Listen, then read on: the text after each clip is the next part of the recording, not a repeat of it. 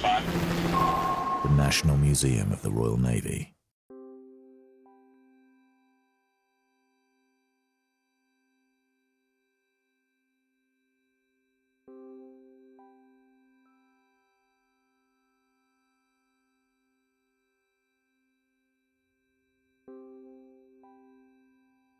When I come into work every day, through the gate I walk past the statue of Captain Scott, and I give him a little nod every morning.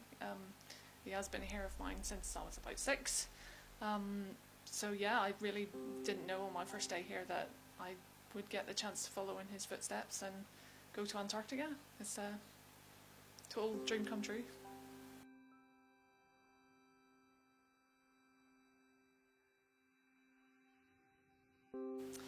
Well, the Antarctic Heritage Trust is a charity based in New Zealand, and their mission is to conserve the historic bases in Antarctica, and then to sort of engage people with it and get people excited about the explorers and just inspiring young people. Well, there are literally thousands of artefacts in the huts left behind by the expeditions, and it's everything from books and journals that the men were using and reading to keep themselves occupied, to their crockery, their blankets, their bedding, their clothing, and stores as well. They found crates and crates of tinned food and jam and everything from fruitcake to whiskey.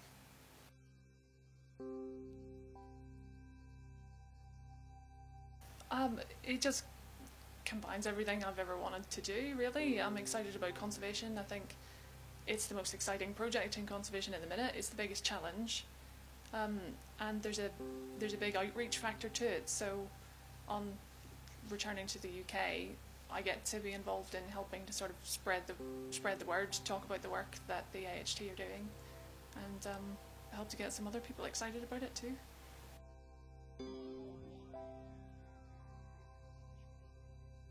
Conserving historic ships is definitely a big challenge as well. They sit in the outside environment beside the sea. It's quite challenging. They do share some problems in common with the historic huts in Antarctica, actually. Obviously the environment's a lot more extreme down there, and it's more about snow and ice and wind, but the salt factor from the environment here and the fact that the ships are weather beaten all the time, it means we see some similar problems, like the way the timber of the keel on Victory behaves, the way it begins to degrade. It's the same process that's happening on the wooden huts in Antarctica.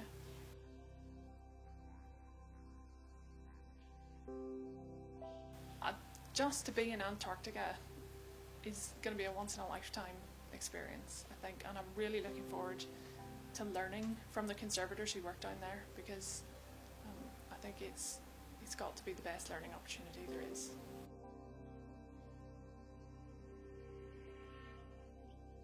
I hope that the rest of the team will like my cooking. I'm a little bit worried about that.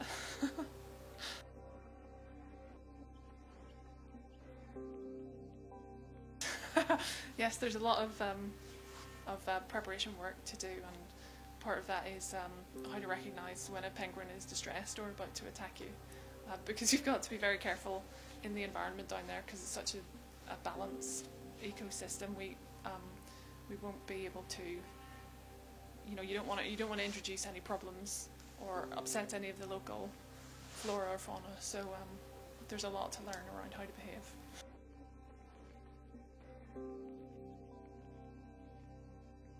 Just give it a bash. Just give it a go.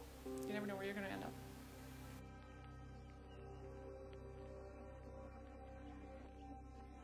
I think I'm just being carried along on adrenaline at the minute. I'm just really excited to get there.